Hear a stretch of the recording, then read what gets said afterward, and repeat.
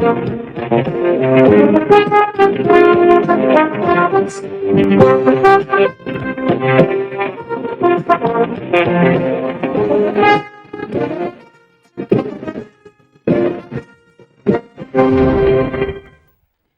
day to you. It's a public holiday and I guess you're having a good rest.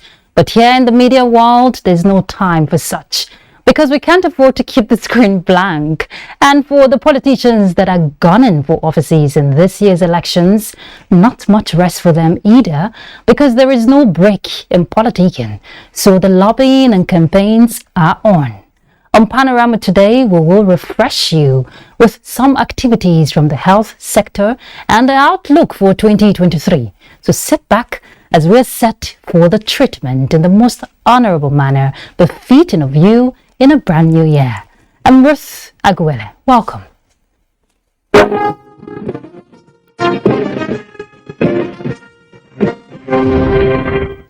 Remember, you can follow this news live on our website is nta.ng/live and other social media handles displayed on the screen. No fewer than 120 mothers of newborn babies selected from primary health care centers in the 6 area councils of the FCT were presented with baby items as part of activities marking the new year. FCT Minister of State Ramatu Tijani Aliyu, who made the donation, also gave a token of undisclosed amount of cash to some nursing mothers. Let's hear the details from Ifeanyi Ezumba. From Dr. Ramatu Tijani Aliyu, we want to congratulate you and then we give you this present. The selected primary health care facilities visited include Alaite Primary Health Care Center in Abuja Municipal Area Council, Mutsi Alaji Primary Health Care Center in Buhari Area Council, and Township Clinic Primary Health Care Center in Gwagwalada Area Council. Minister of State FCT Ramatu Tijani Aliyu, who was represented by the Director of Administration and Finance, FCT Social Development Secretariat, Justina Power, tasked mothers on early training of their children, noted that children are gifts from God. That's child, that special child that is born today on this special day. And Ramatu Tijani Aliyu is highly committed to grassroots service delivery. Beneficiaries were caught across the 6 area councils. Breastfeed your baby very well. High point was the presentation of food items to FCT Minister of State by the community head of Alaite in appreciation of her efforts in boosting community health. Fani Isumba Echi. Let's turn to other issues. The Nigerian Air Force has reiterated its commitment to maintain high standards in securing the sovereignty of the country as it acknowledges unity as a key element in nation building.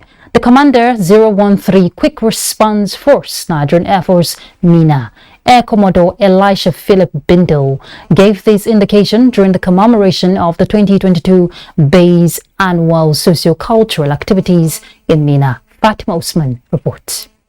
The Bay's annual social cultural activity, also known as BASA, is an age-long tradition of the Nigerian Air Force held annually to strengthen the bond among its personnel through unity in diversity, promote civil-military relationship.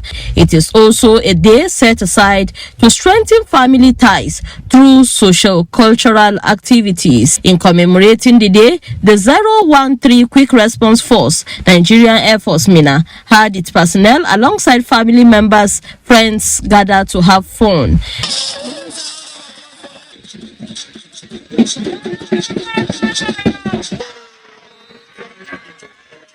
The bond from this socio-cultural expression is applied in effect to various cultural endowments. It will also ensure sustenance of our culture as well as transfer of culture from one generation to another. On days like these, officers and men of the Nigerian Air Force add on their respective cultural attires in solidarity as they acknowledge their commitment to securing the nation. In Mina, I am Fatima Usman, NTA News. A look at politics, women and youth have been urged to continue to have faith in the ruling APC and support the party to retain power at all levels at the forthcoming polls. APC Deputy National Women Leader Zainab Abubakar Ibrahim made the call at the Women Stakeholders Engagement in Katsina. Awal Haliru reports. The Women Stakeholders Engagement is part of the tour to the northern states by the Deputy National Women Leader of the APC.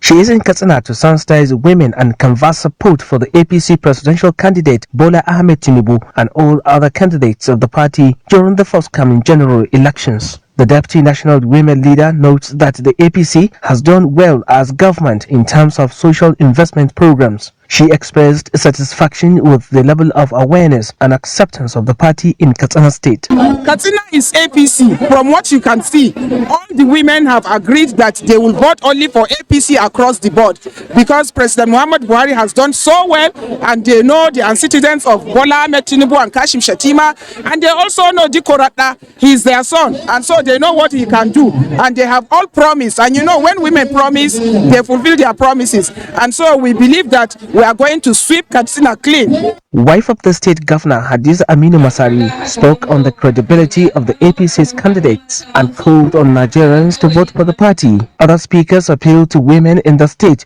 to vote for the party's candidates for sustainable development.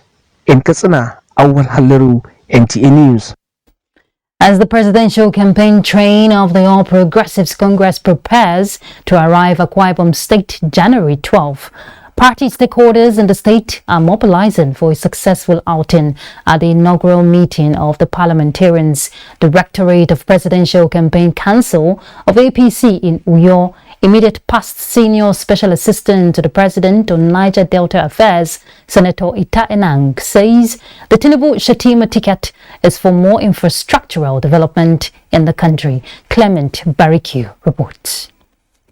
The Parliamentarians Directorate of the Presidential Campaign Council of APC is made up of former lawmakers and those who contested for Senate, governorship, House of Representatives and the House of Assemblies and either lost or won. Senator Itai Nang says the aim of the group is to achieve unity in the party at the state level and mobilize support for the party's victory. He notes that Akwa Ibom State, notwithstanding being ruled by PDP, has benefited immensely from the APC administration led by President Muhammadu Buhari through the establishment of a fertilizer blending plant, power plant, and the construction of the damaged Calabar-Itu Highway. Whatever the issues, while we await the choice of the governorship candidate in the state, all of us should go out and vote for the presidential candidate APC, governorship when we have, Senate and House of Representatives. More employment when we finally have the new president coming. And I know the present APC government is doing a lot. The meeting afforded the party the opportunity to assign roles to members in preparation for the January 12 presidential rally in the state. In Uyo, Clement Barikui, NTA News. Public support to government policies towards eradicating poverty and insecurity in parts of Nigeria tops the agenda at the maiden edition of Daurawa Summit held in Daura. Hussaini Suleiman reports that the summit was organized by Daura Youth Development Association. Summit is the first of its kind since 2012. The aim is to create awareness and job opportunities for the youths. Stakeholders at the event emphasized the importance of national unity and peaceful coexistence, emphasizing that everyone has a role to play in ensuring security at all levels. Security is the responsibility of everybody, me and you. If they suspect any stranger within their own environment, they should interrogate, find out. They have the ward head, they have the traditional, the district head. Before coming to the district head, the emir, and so on and so forth. Try to engage in this kind of public awareness programs that will sensitize the youth themselves and even the general public on the way forward on fundamental issues that are affecting the society. What we have come to understand is, especially the youth, they should be really inspired to make life better for themselves and for the entire community. The Emir of Daura, Umar Farooq Umar, represented by the Marafan Daura, expressed deep appreciation for the summit and advised that peace must be enshrined in the country for development. The summit is expected to stimulate consciousness on security and economic activities that will enhance food security in the area in particular and the national at large. The Nigerian Midstream and Downstream Petroleum Regulatory Authority is warning operators in the down and midstream that defaulters violating the operational guidelines will have their licenses revoked. The authority chief executive Farouk Ahmed told journalists in Abuja that the shutting down of the 14 depots across the country is meant to strengthen the market. Let's hear more from Lydia Sampson. Ahmed found that what he called market pump price gone up beyond reason. He reiterates that the authority will sustain the clampdown. 7 depots that were shut. We looked at also the distribution, the availability in other depots within the zones. And we realized that yes, even though we showed those depots, the effect on the supply within that zone is not going to be significantly affected. It will also help us for those who are holding to bring it out, because the next level is to go and start checking all the tanks in both petrol stations and in the depots to ensure that no marketer or no retailer is putting the product. And they must understand that once they breach that regulatory requirement, is a revocation of their license. He says the clampdown on some depots and petrol stations is not to hunt any organization. He gave an assurance that there is 30 days product sufficiency in country and that there is no cause for alarm as the Yuletide and beyond, motorists will experience seamless product access and availability. In Abuja, Lydia Sampson, NTA News. Well, let's take a break. We're back in a moment. The vaccine offers hope for a safe country free of coronavirus. I urge all state governments, traditional and religious leaders to take the lead in the mobilization effort within their environment and spheres of influence. I similarly urge all eligible Nigerians to present themselves and be vaccinated in accordance with the order of priority already mapped out at the various authorized designated centers only.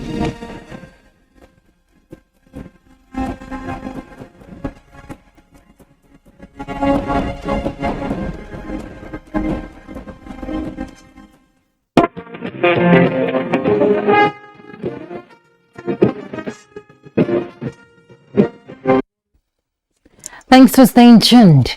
The commitment to build a resilient primary health care system in Nigeria that will guarantee better population with good health was part of the priorities for the drivers and implementers of policies in Nigeria's health sector in 2022. Now, this is amidst managing a post-COVID-19 life. But how did the nation fare with its primary health care service delivery and vaccination agenda? Oluseyi Adiagbo has answers for us.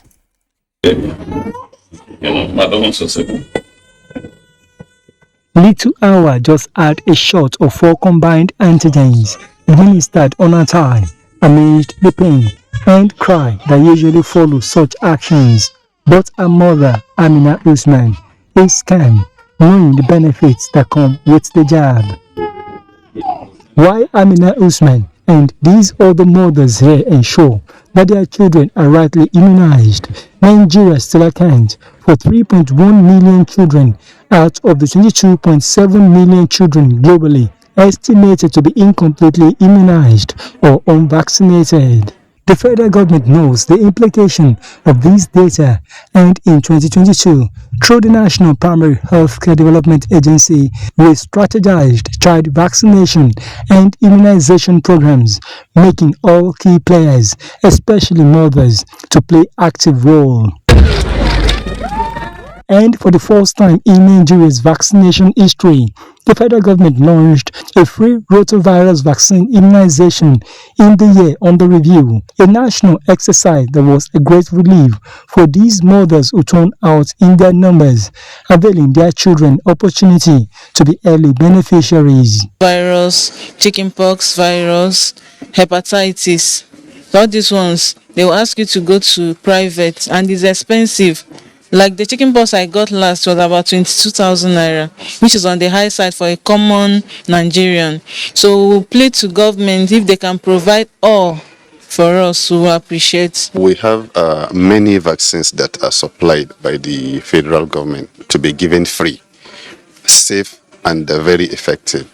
We have like BCG, oral polio, pentavalent, a combination of 5-in-1, PCV, a vaccination against pneumonia, hepatitis B, measles, yellow fever, meningitis, and the newly introduced rotavirus vaccines.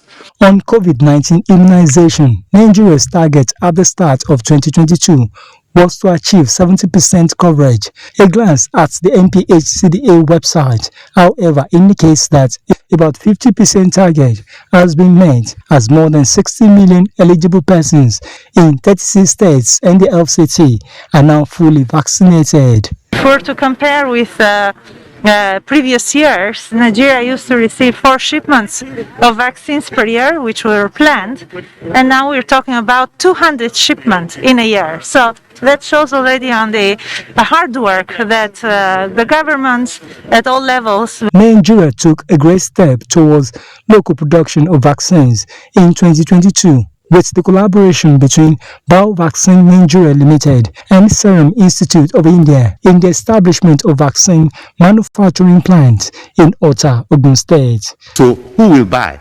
So government now has approved 15% of the vaccines that UNICEF normally supplies us for BioVaccine to supply through contract manufacturing with the Serum Institute of India.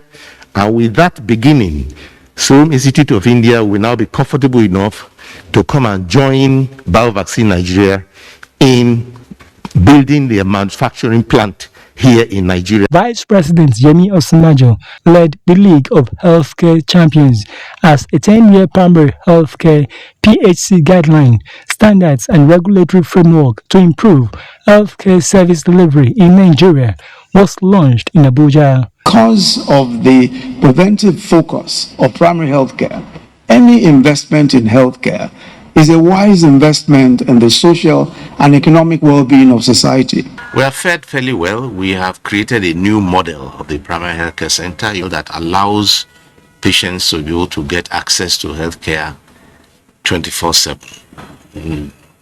Private sector health alliance, that concept has also been resonating with them, and they have offered to do 774 primary healthcare centers up to standard level. The introduction of the federal government's Excellent Performance Awards have been encouraging more states to increase commitment in revamping primary healthcare services. We've seen it in Kaduna, we've seen it in Borno State, we've seen it in a number of states where the governors are mobilizing traditional leaders, mobilizing religious leaders, and giving the correct information about immunization, not just COVID-19 vaccination, but also routine immunization. So we have our challenges in the primary healthcare space, but it is very clear that we're on the right path. With the renewed impetus comes the optimism for a better deal for primary health care and child survival in the coming times.